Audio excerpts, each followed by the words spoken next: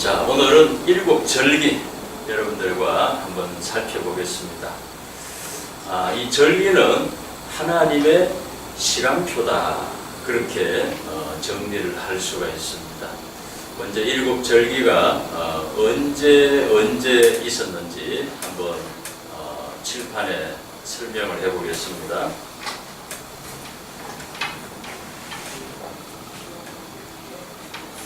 첫 번째 절기는 유월절입니다. 유월절은 1월 14일이 되겠습니다.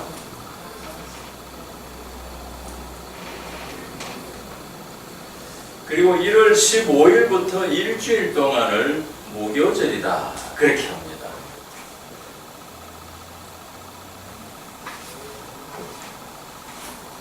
그리고 세 번째 절기는 이 무교절 안에 절기가 하나 더 들어갑니다. 그 절기가 초실절이다 하는 겁니다.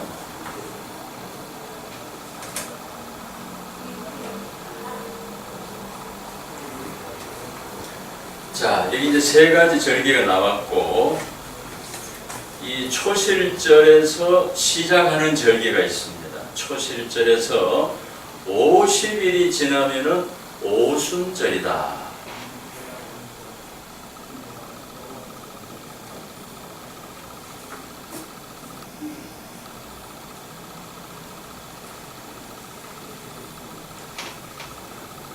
이 오순절이라고 하는 것은 우리가 생활 속에서 잘 사용하는 단어입니다.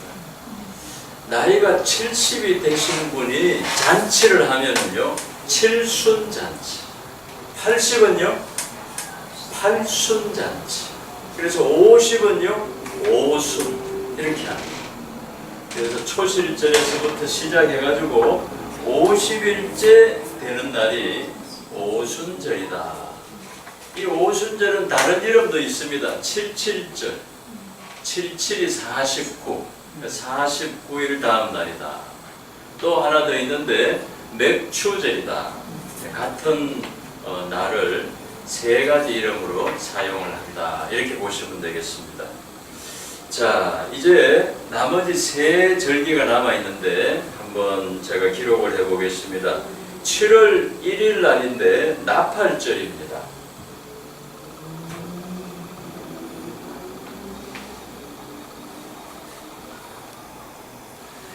자, 그리고 7월 10일 날 절기가 있는데 대속죄일입니다. 그래서 속죄절이다, 이렇게 이름을 붙일 수가 있겠습니다.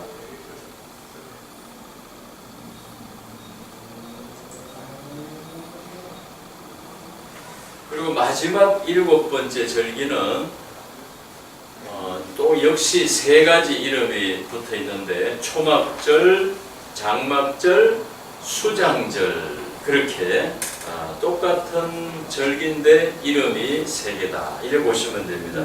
7월 15일부터 일주일 동안,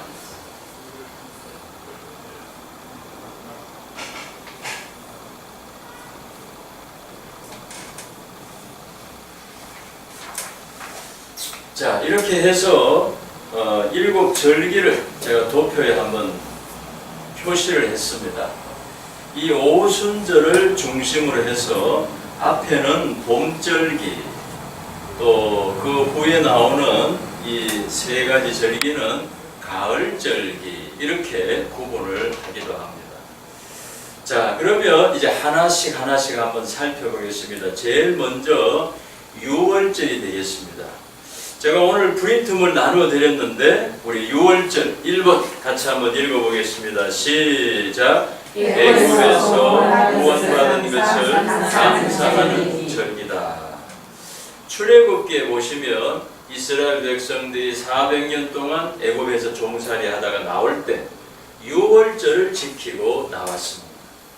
그날은 아주 특별한 준비를 해야 되는데 제일 중요한 준비가 양을 준비해야 됩니다. 그것도 어떤 양이냐? 어린 양입니다. 1년 된 어린 양을 준비해서 그 양을 잡아서 고기는 어떻게 합니까? 구워서 먹고 피는 문 입구에다가 바르는 겁니다. 그러면 하나님의 심판이 그 피를 볼 때에 그 집을 넘어간다. 그래서 넘어가는 절기, 유월절, 이런 이름이 붙였습니다. 그리고 유월절은 지금도 이스라엘 사람들이 지키고 있는데, 이스라엘 백성들이 애굽에서 구원받은 것을 기념하는 절기가 유월절이다. 우리 대한민국으로 비유하자면 8월 15일하고 비슷하지 않을까. 우리가 36년 동안 일제의 지배를 받다가 해방이 된 것처럼 이스라엘 사람들은 애굽에서 구원받았다. 그 아주 특별한 의미를 가지고 있는 절기가 유월절이다 하는 것입니다.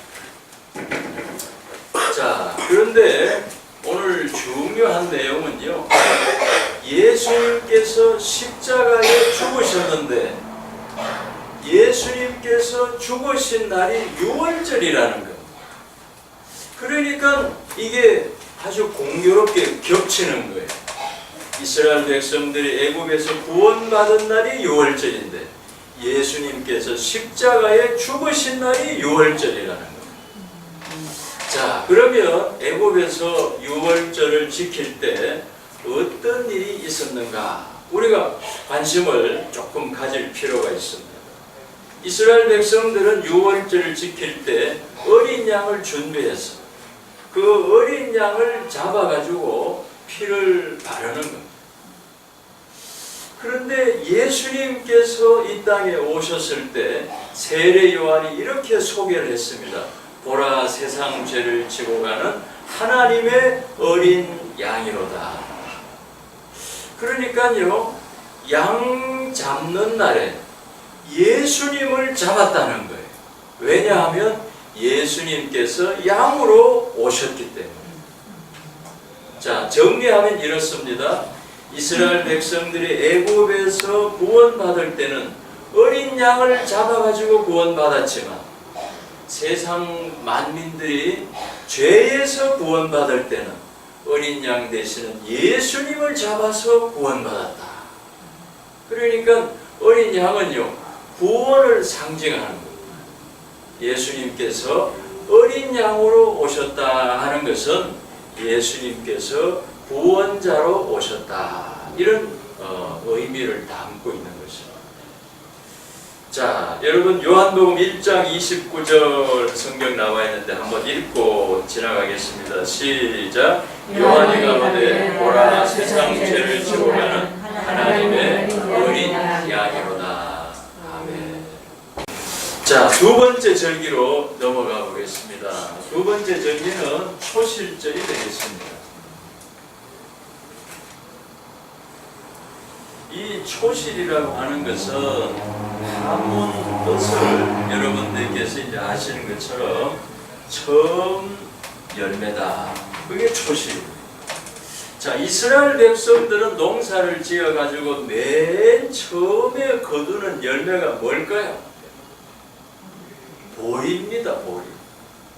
그래서 이스라엘 백성들이 농사를 지어가지고서 제일 먼저 수확하는 열매가 보리인데 그 보리 첫 이삭을 가지고 하나님 앞에 감사하는 절기가 초실절이다. 이스라엘 백성들은요, 이 보리 수확을 거둘 때 이제 수확이 끝난 것이 아니고 이제 수확이 시작이다 하는 것을 마음속에 바라보게 되는 겁니다. 자, 그런데 이번에 두 번째 절기도 굉장히 충격적인 것은요, 예수님께서 부활하셨는데 초실절에 부활하셨다는 거예요. 예수님께서 십자가에 죽으신 날은요, 유월절이었는데 예수님께서 부활하신 날이 초실절에 부활하셨다는 거예요. 자, 그러니까 두 번째 초실절에 대해서 이제 정리를 해보면 첫 열매를 거두는 초실절에 예수님께서 첫 열매가 되셨습니다. 이렇게 정리를 하는 겁니다. 자, 어떤 첫 열매였습니까? 부활의 첫 열매다. 자, 우리 2번 나와 있는데 여러분 적용을 한번 읽어보겠습니다. 시작. 예수님께서 천열매를 거두는 날에 부활의 천열매가 되셨습니다. 우리 성경 한번 읽어봅니다. 고린도전서 15장 20절 시작. 그리스도께서 다시 살아 잠자는 자들의 천열매가 되셨도다. 아멘. 여러분 이미 아시겠지만 제가 조금만 더 설명을 드리면 예수님께서 부활의 1번이 되셨다는 거예요. 그리고 이제 저와 여러분이 다 순서가 있는 거예요.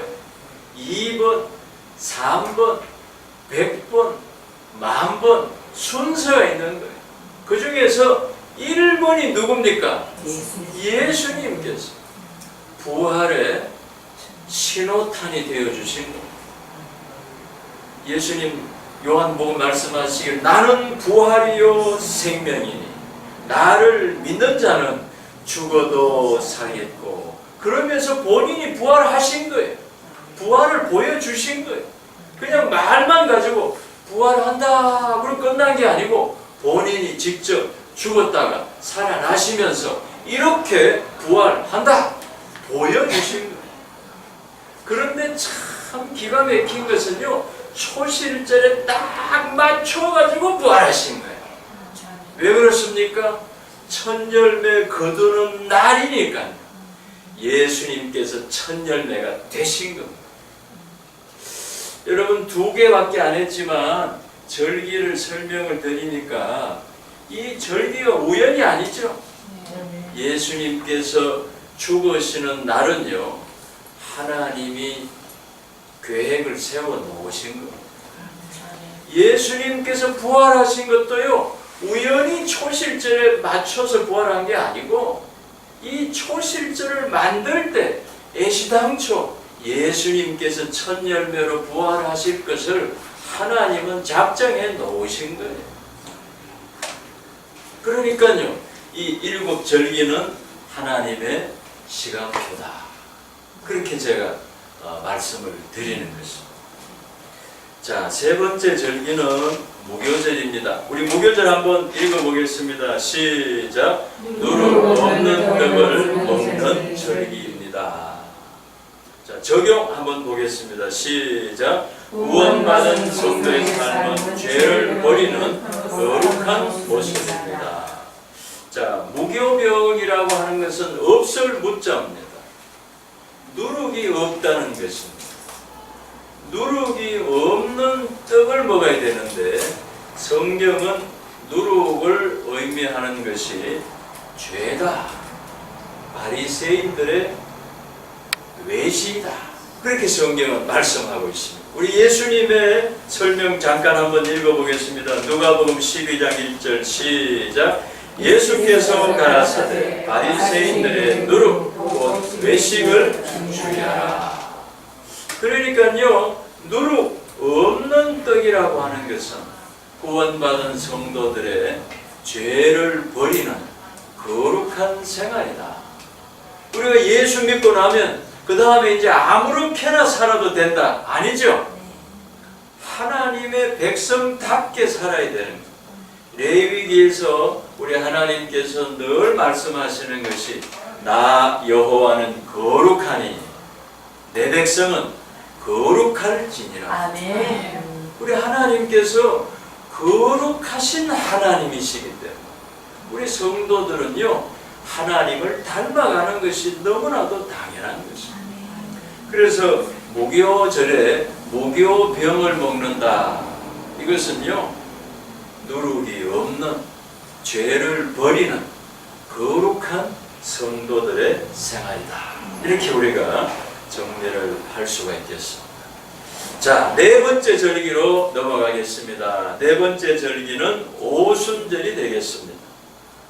자, 먼저 우리 오순절 설명을 잠깐 한번 읽어보겠습니다. 시작. 밀을 거두고 감사하는 절기입니다. 초실절에는 뭐 거뒀습니까? 보리. 이번에는요, 오순절에는 밀입니다. 자, 밀을 거두는 절기인데 이 오순절에 어떤 일이 벌어졌습니까? 그렇죠. 성령이 강림하신 날이 오순절입니다. 우리 성경 한번 읽어보겠습니다. 사도행전 2장 1절 시작. 오순절날이 이미 이르되 저희가 다 성령의 충만함을 받고. 자, 여러분 칠판 한번 봐주십시오. 지금 절기 6월절 했습니다. 초실절 했습니다. 그리고 무교절 했고 네 번째 절기 오순절인데, 이 오순절은요 큰 특징이 성령이 오신 절기라는 거. 참 이상하지 않습니까? 성령께서 오순절에 딱 맞춰서 오셨다는 거예요. 그러니까 이 절기는 하나님의 시간표라는 거예요. 성령께서 오시는데 다른 날 오셔도 되잖아요. 그런데 오순절에 딱 맞춰가지고 오셨다. 그러니까 이 일곱 절기 속에는요 하나님의 큰 사건이 계획되어 있는 거예요. 하나님의 아들이 십자가에서 죽으시는데 언제 죽으실 것인가, 계획이 딱 세워져 있는 거예요. 예수님께서 죽음을 이기시고 부활하시는데 언제 부활하실 것인가, 벌써 절기가 다 준비가 되어 있는 거예요. 그러니까 하나님께서 일하시는데 이 절기 따라서 일하시는 거예요. 예수님께서 죽으시고 예수님이 부활하시고 성령이 오시는 것도 시간표에 맞춰서 오시는 거예요. 그냥 기도 많이 하니까 막 성령이 오셨다기보다는 성령께서 오시는 날은요 하나님의 시간표 속에 작정이 되어 있는 것. 이번에 우리 박근혜 대통령께서 이란에 가셨는데 어제 한국에서 출발해서 이란으로 갔지만 이란 대통령하고 벌써 몇 달 전에 약속이 돼 있겠죠? 약속이 다 돼 있는 거예요. 그리고 이번에 이란에 가면 며칠 동안 있을 것이다, 누구를 만날 것이다, 어떤 일을 할 것이다, 벌써 계획이 다 짜여져 있는 거. 성령께서 오시는데 예약이 돼 있어야 됩니까? 안 돼 있어야 됩니까? 당연한 거 아니겠습니까? 이거 알고 보니까 아하, 이게 하나님의 시간표였구나. 우연이 아니에요. 어떻게 하다가 보니까 그렇게 된 게 아니에요. 하나님은요 이 시간표대로 일을 하고 계시구나. 그걸 우리가 여기서 확인이 되는 겁니다. 자, 여러분 이제 네 가지 절기 이제 살펴봤습니다. 나머지 이제 세 가지 절기가, 이 가을 절기가 남아 있는데, 자, 여러분 앞으로 장차 일어날 큰 사건 뭐가 있을까요? 그렇죠. 예수님의 재림입니다. 예수님께서 가시면서 약속하셨습니다. 내가 다시 오리라. 예수님 다시 오신다고 약속하고 떠나셨습니다. 예수님 성천하실 때 제자들이 다 쳐다보고 있었지 않습니까? 천사가 얘기했습니다. 가신 모습 그대로 오시리라. 그렇기 때문에 오늘 우리가 지금 임박한 하나님의 큰 사건은 예수님의 재림이다. 여러분 한번 생각해 보십시오. 지금까지 네 가지 절기 살펴보시면서 예수님의 죽으심과 부활하심과 그리고 성도의 생활과 성령께서 강림하셨는데, 예수님이 다시 오시는 절기는 이 속에 있을까요? 없을까요? 있습니다. 있겠죠? 우리 상식선에서 생각해 볼 때 그 큰 대우주적인 사건인데, 예수님이 재림하시는 이런 놀라운 사건인데 하나님의 시간표에 있겠습니까? 없겠습니까? 있습니다. 없는 게 이상한 거 아니겠습니까? 있는 게 당연한 거 아니겠습니까? 아멘. 예수님이 재림하시는 게 사소한 일입니까? 어마어마한 일 아닙니까? 그죠? 온 인류의 생사가 달린 아주 막 절대적인 사건인데 하나님의 일정표에 없다 그러면 그게 이상한 거죠. 궁금하시죠? 자, 저는 나머지 이 세 가지 절기 중에서 예수님의 재림과 관련된 절기가 바로 7월 1일 날 나팔절이 아닌가 그렇게 짐작을 합니다. 왜 그러냐? 성경에 보니까 예수님의 재림하고 나팔하고 연결된 내용이 많더라고요. 자, 우리 나팔절 한번 읽어보시려고 합니다. 5번입니다. 지금도 이스라엘 사람들은 나팔절을 지키고 있습니다. 자, 나팔절이 어떤 절기인지 먼저 한번 읽어보시죠. 시작! 신년을 기념하고 감사하는 절기입니다. 여러분 조금 이해가 안 되시겠지만 이스라엘 사람들은 7월 1일이 신년입니다. 우리는 1월 1일이죠. 네, 이스라엘 사람들은 7월 1일이 되면 한 해가 바뀌는 거예요. 한 해가 시작하는 거예요. 그러니까 이스라엘 사람들은요, 신년에 한 해를 시작하면서 막 나팔을 보는 거예요. 새해가 시작됐다. 하나님 한 해를 주셔서 감사합니다. 막 이런 새해 분위기가 이 나팔절의 분위기다. 자, 여러분 적용 한번 읽어보겠습니다. 시작! 예수님께서 만왕의 왕으로 재림하시는 날입니다. 제가 왜 예수님의 재림을 나팔절로 짐작을 하느냐 하는 것은요, 예수님이 다시 오실 때는요, 어린 양으로 오시는 게 아닙니다. 십자가에 희생하시려고 오시는 게 아닙니다. 이 세상을 심판하시는 만왕의 왕으로 오시는 거예요. 그분이 언제 오시는 것이 적절할까? 이제 예수님이 오시면 이제 예수님의 시대가 열리는 거예요. 그분이 주인입니다. 그분이 세상을 점령하고 그분이 세상을 다스리는 거예요. 그렇기 때문에 예수님께서 재림하신다면 이제 그때부터는요, 예수님의 시대가 시작이 되는 것이다. 그래서 신년과 아주 적절한 연결이 되지 않을까 이렇게 생각을 하는 겁니다. 자, 성경 구절 한번 읽어보겠습니다. 마태복음 24장 31절입니다. 시작! 나팔 소리와 함께 천사를 보내리니 택하신 자들을 사방에서 모으리라. 아멘. 오늘 이 성경에 보니까 택하신 자들을 사방에서 모은다. 누가 모아요? 천사들이에요. 이 천사를 보내신 분은 누굴까요? 예수님이시겠죠. 예수님께서 이 땅에 재림하시고 천사들을 보내가지고 택하신 백성들을 데리고 올라가시는 겁니다.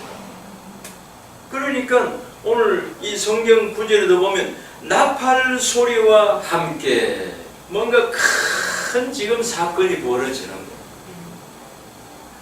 자, 예수님께서 재림하시는 절기가 바로 이 나팔절이 아니겠는가 이렇게 우리가 짐작을 해볼 수가 있겠습니다. 자, 이 속죄절에 대해서도 제가 프린트물 나누어 드렸는데 잠깐 한번 읽어보겠습니다. 시작! 대제사장이 지성소에 들어가서 속죄제사를 드리는 절기입니다. 레위기 16장에 나오는 내용입니다. 1년에 한 번 대제사장이 제사 드리는 날입니다. 1년에 하루 지성소에 들어가는 날입니다. 아주 특별한 날입니다. 이 대제사장의 제사는 개인의 제사가 아니라 이스라엘 백성 전체를 대표해서 드리는 제사입니다. 그래서 대속죄절이라고 하는 것이 굉장히 중요한 절기 중에 하나다. 자, 마지막 7번째 절기가 남아 있는데요. 저는 이 수장절이라고 하는 단어를 여러분들하고 좀 설명을 드리려고 합니다. 자, 수장절 먼저 어떤 의미가 있는지 한번 읽어보겠습니다. 시작. 모든 농사를 마치고 감사하는 절기입니다. 자, 칠판에 제가 한번 설명을 잠깐 해보겠습니다. 자, 단어가 수장절입니다. 수장한다 그러면 뭐가 생각납니까? 물에다가 곤란합니다. 예. 자, 이 수장은 무슨 수장이냐? 추수한 것을 저장한다. 물하고 아무 상관없습니다. 예. 물에다가 그냥 담그는 거 그게 아닙니다. 추수한 것을 어디다가 저장해요? 예, 알곡은 저장하고 쭉정이는 어떻게 합니까? 불에 태우고 버리는 겁니다. 자, 이게 굉장히 중요한 겁니다. 추수한 다음에 알곡은 골라가지고 저장한다. 이것은 심판이라는 것입니다. 자, 적용이 있는데 한번 읽어보겠습니다. 시작. 말세의 심판을 의미하는 절기입니다. 여러분, 입장이라고 하는 것이 굉장히 중요합니다. 내가 농부라면 추수한 것이 큰 기쁨입니다. 열매를 보면서 그냥 흐뭇하고요. 너무너무 감사합니다. 우리 추수감사주일 되면 막 감사하죠? 감사 절기입니다. 그런데 그거는 농부 입장이에요. 곡식 입장에서는 어떨까요? 내가 알곡인지 쭉정인지 내가 양인지 염소인지 하나님 앞에서 내가 곡식이라면 심판을 받아야 되는 거예요. 마지막 말세에 백보자 심판에 우리가 섰을 때 내가 정말 구원받을 수 있는 알곡인가? 그걸 누가 장담을 하겠습니까? 그러니까요, 7절기 중에서 맨 마지막의 절기가 수장절인데 이 추수한 것을 저장한다. 내가 알곡이라면은 하나님의 창고에 저장을 하겠지만 내가 만일 쭉정이라면, 내가 만약에 염소라면 그 마지막 날에 심판대 앞에서 큰 책망을 받고 버림을 당하는 그런 불행한 인생이 될 수도 있다는 것입니다. 자, 우리 성경 마지막 구절 한번 읽고 마치겠습니다. 마태복음 25장 46절. 마태복음은 여러분 잘 아시는 것처럼 예수님께서 말세에 관련된 교훈을 주셨죠. 자, 같이 한번 읽어봅니다. 시작. 저희는 영벌에 의인들은 영생에 들어가리라 하시니라. 예수님이 말씀하시기를 심판이 있다는 것입니다.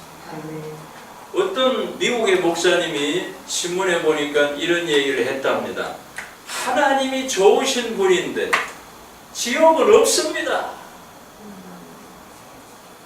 여러분, 우리도 그냥 막 겁주려고 착하게 살아라고 우리 부모들이 자녀들한테 막 겁을 줄 때가 있습니다.